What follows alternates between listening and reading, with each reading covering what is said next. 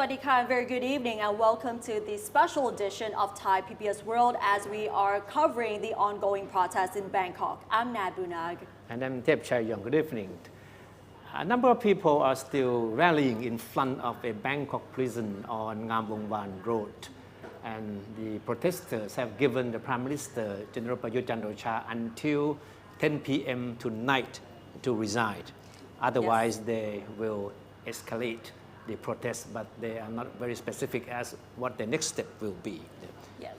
But before we take you to where the rally is being held, we take you back to last night, to a very rare moment in which Their Majesty the Kings and Queens granted an unexpected audience to some of the well-wishers who turned out to greet them after they had presided over a merit-making ceremony inside the Royal Grand Palace.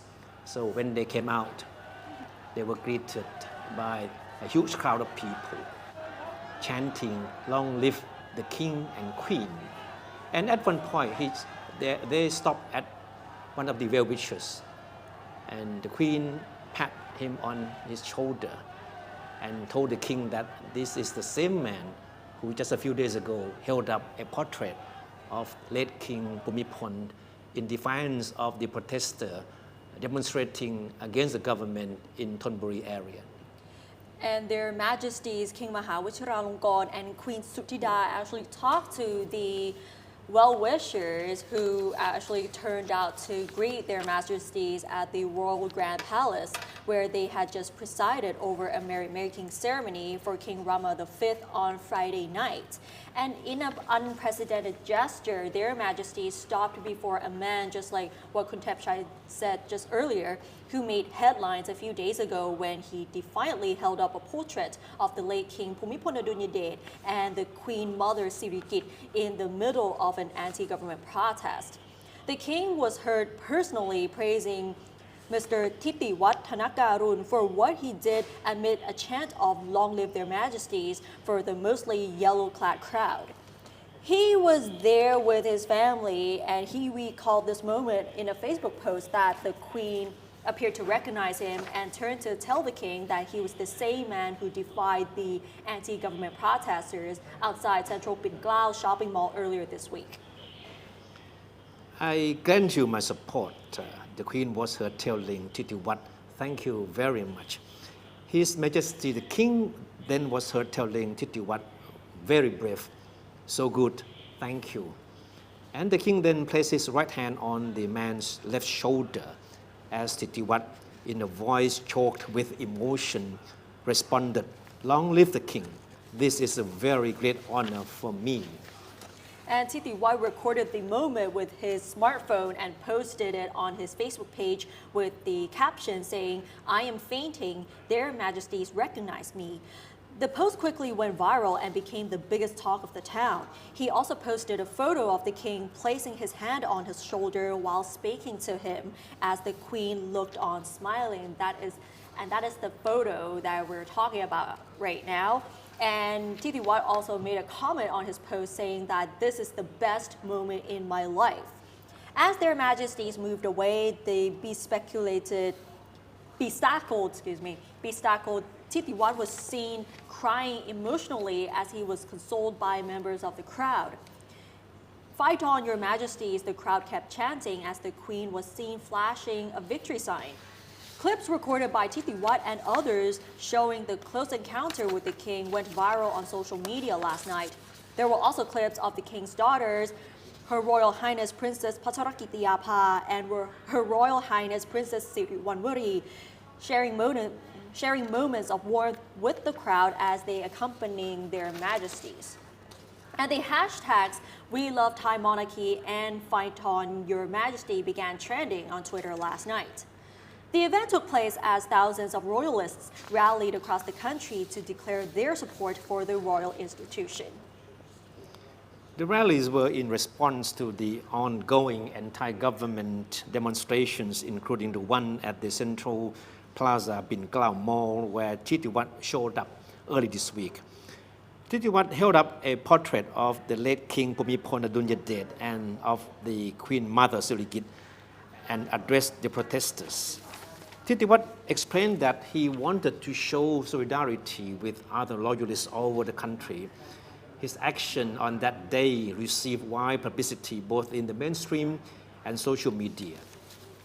Thitiwat owns a shop at Central Plaza in Glau. His Facebook profile states that he is self-employed and lives in Bangkok. So the picture you saw earlier was when Thitiwat was holding a portrait of the late King Bhumibol during the anti-government protest. He was the lone person there defying the protesters. And besides granting an audience or addressing Thitiwat, Their Majesties last night also addressed Puttha Isara, a former senior monk who is now known as Subit Thong Prasert, during the audience in front, outside the Royal Grand Palace last night. So what happened yesterday, last night, was quite remarkable. It was a real rare moment indeed. And certainly it struck a very positive chord among loyalists across the country. It's quite rare that people would have that kind of close and personal meeting with Their Majesties. So it was certainly would go down as a historical moment for many, many times. And it's actually a rare moment for people to actually get to greet Their Majesties during this time as well. And speaking of the video clip of His Majesty the King, is definitely went viral. Yeah. All right, and tonight on the other side of the town, on Ngamongban Road, a large number of people are still camping out. In fact, many of them camped outside the prison since last night. Their purpose is to pressure the Prime Minister to resign and to demand an immediate release of at least 8 political leaders, protest leaders who are still under detention, and they threaten to escalate the rally tonight if the Prime Minister doesn't meet the deadline to resign at 10 p.m. So the 10 p.m. deadline is where they demanded Prime Minister Prayut Chan-o-cha to resign, and if he does not resign, the protest leaders have reiterated that they will escalate the protests, but it is unclear how they will escalate them because it's only a few hours, so we will have to see what will be their next step.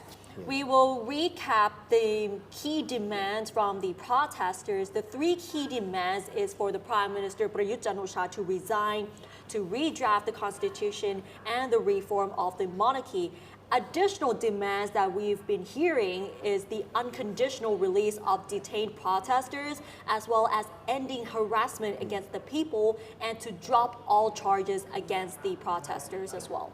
And it looks like the protesters are not giving any attention to the extraordinary parliamentary session scheduled for Monday and Tuesday to debate the ongoing political conflict. All the protesters want is an immediate resignation of the Prime Minister. And when asked by reporters during a press briefing this morning, Jatupat Bunpataraksa, who is better known as Pai Dowdin, said that the decision for the next step of the protest has to be decided when the Prime Minister misses the deadline. That means that he has to wait, and the protester will have to wait until the Prime Minister misses the deadline before they will decide on the next course of action. And Jatupat Apaidavin said he would like people to propose models for their future protests to ensure public participation. That means that the protesters still yet don't have any definite plans as how they will move from this point on. As so far, there are similar protests that are set to be held at many places in Bangkok as well as other provinces. Meanwhile, the appeals court rejected bail requests today by 3 prominent protest leaders on the grounds that they may repeat similar offenses if they were to be released. And the 3 protesters we're talking about who are still being held on remand is Penguin Shiwarak, Rung Padasaya, and Mike Jatnok. And these are the 3 key protesters that we've seen throughout the past protests who are now being detained. And the trio were charged with inciting unrest in accordance with Section 116 of the Criminal Code and violations of the Archaeological Venues Act, which is related to the protest at Thammasat University and Sanam Luang on September 19th. It's obvious that with most of the protest leaders still in police custody, the protests we have seen over the past few days are practically leaderless in the sense that we don't see any real visible leaders taking charge of the protests. So we can say that the protests over the past few days have been spontaneous, but they have been quite orderly, and all the protesters have been quite disciplined despite the lack of obvious or clear leadership. And we can say that the young protesters, mostly of them are young people anyway, have been quite shrewd in the method or in the way that they have been organizing the rallies, right? And yesterday, if we all remember, one of the protest leaders, Pai Dao-din, who was freed from the Bangkok remand prison by the appeals court, told the media he actually joined the protesters in gathering in front of the Bangkok remand prison and blocked the Ngamung Wan road to demand an immediate release of all political activists who are still under detention. And protesters reportedly spent the whole night there. And this morning, he actually told the media this morning that he would like the demonstrators to propose models for their future protests to ensure public participation. And he also said that the speeches that might be delivered tonight will focus on issues related to the Prime Minister. Okay. Maybe Kunat, you would want to tell our audience more about how the young protesters have been improvising ways to outwit authorities, right? Using social media to evade monitoring and supervision by the authorities, and they have been quite successful, and so much so that the method they have been using have caught the attention of international media. And in fact, BBC did a story on how these young protesters eluded the monitoring by the state authorities and managed to catch them off guard with their spontaneous protests in the city. We gotta say that these young protesters have adopted many ways to communicate with each other as well as communicating their demands, whether it's through social media or even their slangs as well. For example, they've been actively using Facebook, Twitter, and all social media accounts to communicate their demands as well as to tell them where the new protests were held, repeating their demands as well. And what you may have noticed is that they have came up with new vocabulary in reference to things that they may not be able to say it in your face. Like for example, Gang He Po. Gang He Po is definitely got people a little bit confused what it's all about. Some kind of curry or what? Gang He Po is a type of Thai curry, but in the way they actually put a new meaning to it is that gang is more like glang. Glang is to tease or to fool someone, but instead of glang, it would be gang. Te is like you dump someone, and then po is police. So gang he po is to fool the police, saying that, like for example, if they're going to hold a protest somewhere, to fool the police to come and patrol the area, they would just move. That's right. Because in the past we would see similar kind of protests in a different manner. Protesters would camp overnight for days, weeks, or even months. But this time around, these young protesters have adopted a new tactic. They would rally for a few hours, break up, go home, come back again. Yeah, of course, this certainly, as we've been saying, that fit the definition of a flash mob. Flash mobs. Flash mob is a kind of gathering arranged through social media. People come, they make their voices heard, and then they disperse. Yes, and speaking of flash mobs, if we look back in the past, most of the flash mobs are mostly like dances or supporting an artist, but flash mobs that have adopted into more of a political message. I forgot to mention one thing with the slang. They, instead of saying police, they would just use a different term to refer to these. I thought it was really amusing. Yeah, really innovative too. They calling the military-clad broccolis police as Oliang or Oyua.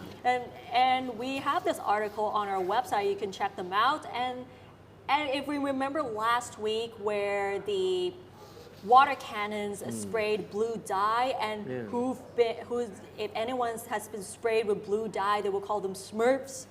All these things, and we may notice that these sort of terms have been commonly used in their Telegram accounts, and Telegram is one of the applications that are used amongst the protesters, similar to what happened with the Hong Kong protests, and we're seeing this as well with the Thai protests. Okay. Even though the protests may have seemed leaderless, we still believe that there are certain groups of protest leaders that have been coordinating the rallies. One of them is certainly very active, calling itself the Free Youth Protest Group. And one of its leaders is Thattep Reung Prapai Kit Seri, and who has been quite visible because of his outspokenness. And he said that this is the first time that political protests have being made so unpredictable. He used the word unpredictable and leaderless. And he tried to describe the protesters like a mass of water that flows according to whatever the terrains of the day, of the night is. And he admitted that the protesters have adopted method used by pro-democracy protesters in Hong Kong, right? Remember that the flash mob that have dominated headlines in Hong Kong for months, right? And Thattep admitted that, well, the Hong Kong flash mob served as a model for the Thai protesters. Definitely, and this is actually how the young protesters have been communicating with each other as well as to the outside world on what they actually think, what are their main demands, and what is their next move. As for today, there are a couple of main protest sites which reiterates the demands by the protesters, whether it's demanding the Prime Minister to resign as well as demanding the immediate release of the protesters. One of the main protest sites for today is the Mall Bang Kapi. And one of our correspondents, Kun Kitipat Chunsukji, has the latest. So let's have a look at this report.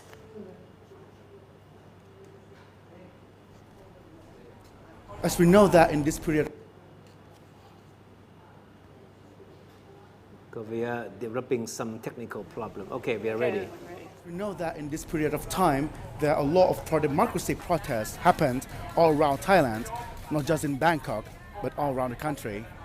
And today, October 24th this year, the pro-democracy protest happens in front of the Mall Bang Kapi department store, which is organized by a group of young generation. And I've asked some of the leader of this protest. They said that they doesn't come from any group. They just organize by themselves to show their political perspective and to show what they want, to show their demand from the government. And the protest today is organized under the hashtag called Poi Phuen Rao, which is the hashtag calling for the releasing of their 7 friends, who is the core leader of the demonstration, who is now arrested in the prison. And overmore, they asking for the better of their life and the lack of the facilities after the PM Prayut becomes the prime minister. And tonight at 10 p.m., that's the deadline for PM Prayut and Osha from the demonstration. If the PM Prayut and Osha doesn't resign from the prime minister position within tonight at 10 p.m., the group called Free People will announce again that there will be a big demonstration again in the near future. So this is the live update from the Mall Bangkapi department store. That's a report from Kun Kittipat from one of the rally sites in Bangkok, in Bangkapi, right? Yes, but the surely, one. but there are many other sites today. Yes, and besides the Mall Bangkapi, where Kun Kittipat reported just now, there are a couple of sites, which is the King Keo intersection around Lak Rabang. This is in Bangkok, but if it's in the central region, there are in other provinces such as Pichit, Chayanat, and Ayutthaya. In the eastern side would be Chonburi, Rayong, Isan area, Buriram, Roi Et, Bungkan. Down south would be Nakhon Si Thammarat. And there's also outside Thailand in New York where they held demonstrations at Washington Square Park as well. And what we've mentioned just now, these are the demonstrators organized by the Free Youth Group, but the one at the Bangkok Remand Prison is from the Rasadon Group. Okay. So it's a scene from this morning's press conference when the protesters in front of the Bangkok Remand Prison reiterated their demand for the Prime Minister to resign by 10 p.m. tonight. Otherwise, they would escalate the protest and they will raise it to a new level. But what the new level means is still a big question mark. But of course, on the other hand, we have seen the days of demonstrations by people wearing yellow. So these people are obviously, loyalists, who have been very supportive of the monarchy. And they have been rallying in many spots across the country as well. Yes. As could be as many as the anti-government protesters have done. So there's a clear division, a political polarization among Thai people at this very moment. And so let's pray that these confrontations will not lead to anything violent. Yes, we're hoping that the next step won't end up with any sort of violence. So it really depends what is their next move, because we've been seeing that for the couple of protests, like what happened this past Wednesday or last Friday, it resulted in a crackdown, which we hope that it's not going to happen even after 10 p.m. today. And recently, Amnesty International has released a new statement today demanding Thai authorities to drop all charges against peaceful protesters and to release the protesters who are still in jail. Like we just mentioned, there's still Rung Padasaya, there's still Penguin, Anonampa, Mai Chatnot, and all the others who are still in jail. The statement by the Amnesty International says Thai authorities continue to use vague and overly restrictive laws to harass and silence people. And it also says the growing protest has proven that people value their rights to freedom of expression and peaceful assembly. But instead of maintaining a safe space for these people to express their opinions safely, authorities decided to repeatedly criminalize peaceful protests through vaguely worded and draconian laws. The Amnesty International also calls on the Thai authorities to respect the international obligations to protect the human rights of freedom of expression and peaceful assembly, and to protect the rights of persons under the age of 18 who attend these protests. And at this very moment, a large number of protesters are still rallying outside the Bangkok Remand Prison on Ngamongban Road. And of course, as we have been saying this evening, that the protesters have given Prime Minister Prayut Chan-o-cha until 10 p.m. tonight to quit. But of course, the Prime Minister so far has shown no sign that he is going to give in to the demand by the protesters. And if you remember his national address a few days ago, Yes. he was still very adamant about his stand that he would not quit and that he wants the protesters to show restraints and let the parliamentary process run its course. He was referring to the extraordinary parliamentary session scheduled for this coming Monday and Tuesday, during which the ongoing political conflict would be debated, and hopefully members of both houses, the House of Representatives and the Senate, would be able to come up with some kind of proposed solutions to defuse the potentially explosive situations. So this was a scene from his address a few days ago. And if we all remember that he did acknowledge the protesters who wanted changes in society, however, he felt that using violence is not going to get where they actually want to, and he keeps repeating that he just wants people to unite. And this is one of the main messages from the televised address that was released the other day. And he offered his first olive branch to the protesters by promising to lift the state of emergency. And the next day he lived up to his promise and he did just that. But of course it did nothing to pacify the protesters who continue to rally and continue to demand his resignation and to demand a new constitution and also to demand a reform of the monarchy. So the stand of the protester has not been swayed by the Prime Minister's olive branch in any way.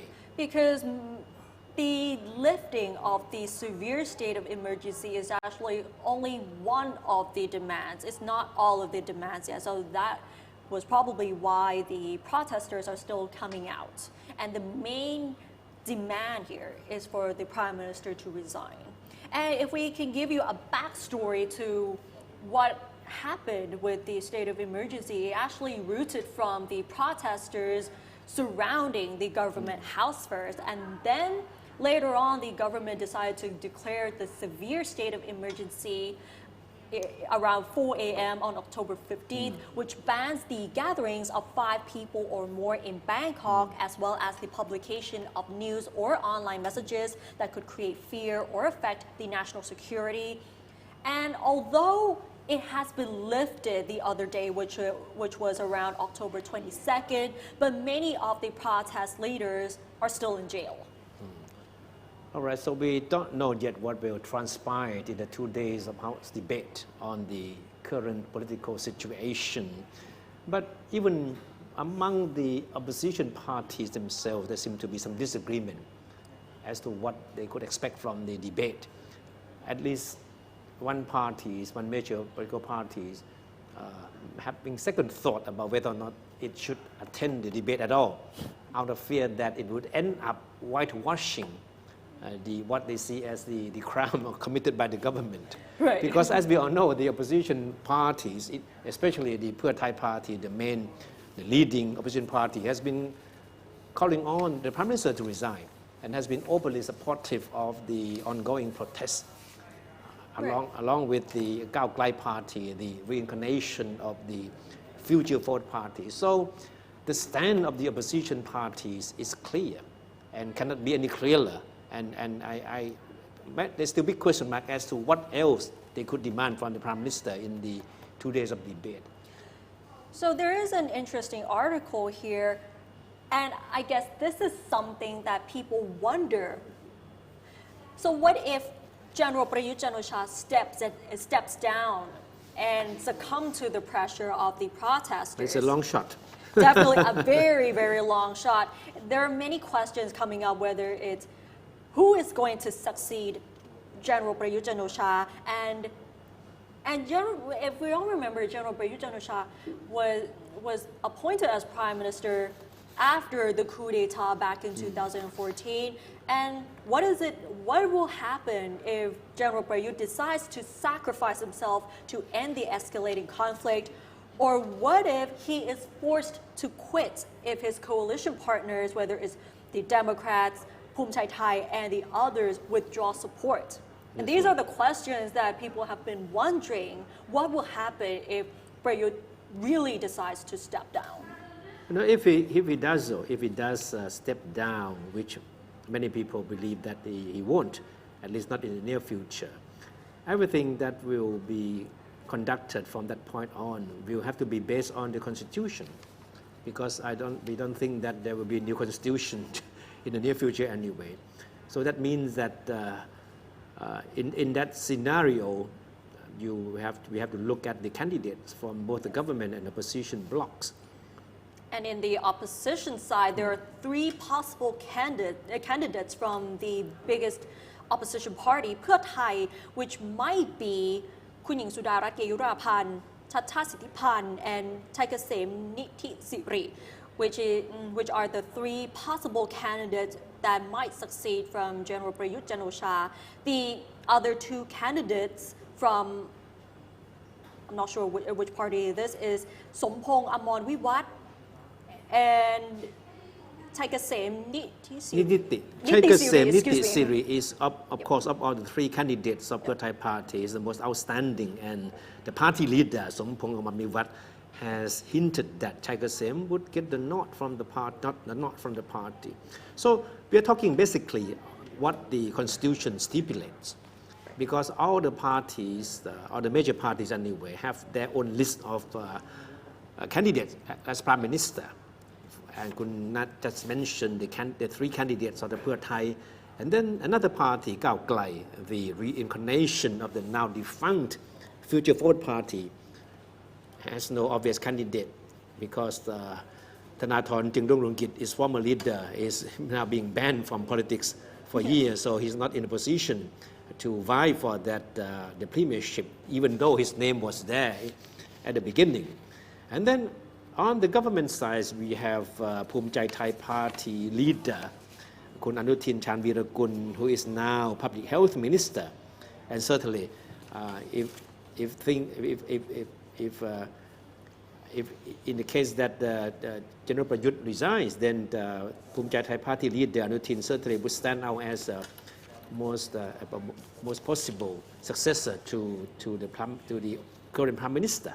So there are currently three possible candidates from เพื่อไทย คุณหญิงสุดารัตน์ ชัชชาติ and ชัยเกษม from the Phum Chai Thai Party would be Anuthin Chanvirakul, and another possible candidate is former Democrat leader Aphisit Wechachiwa, who has resigned as the member of parliament, but he's eligible because he features prominently in his party's prime minister list. And yet, don't rule out General Prayut, even though if he does resign, because he is the sole PM candidate of the Palang Pracharat Party, the biggest party in the coalition. Legally, yes, he can still stand in the election to become Prime Minister if he wins more than half of the votes from both houses. And don't forget that if Prime Minister Prayut resigns at this moment, the current constitution will still be enforced. That means that he still would have the support of the Senate. The 250 military appointed senators who last time voted General Prayut Chan-o-cha to become the prime minister again. So we can say that General Prayut he can still be reappointed even though he resigned from his position because of the votes in both houses, whether it's the members of parliament and the senators. And don't forget, the 250 senators have once chosen Prayut Chan-o-cha to become prime minister again. Okay. We are trying not to jump the gun, right? We are not, but it's just presenting you with a possible post-Prayut scenario, which of course it still a lot of ifs in there. So. Yes, it's more like an analysis and some predictions to what will happen if Prime Minister Prayut Chan-o-cha resigns, and what will happen and who will be the possible candidates. Okay. But we need to emphasize that the Prime Minister has shown no signs that he is willing or ready to step down as demanded by the protesters. Yes. All right, so as we have been reporting, that the protesters in front of the Bangkok remand prison on Ngabongwan Road have presented the Prime Minister with a 10 o'clock deadline. That is only around 2 hours left. away. So if he doesn't meet the deadline, then the protesters said he can expect an escalation of the protest. But the biggest question is how they will right, escalate this. All right, we will take a break here, and then if there is any breaking news, we will come back to you. So thank you for watching. Thank you. Okay.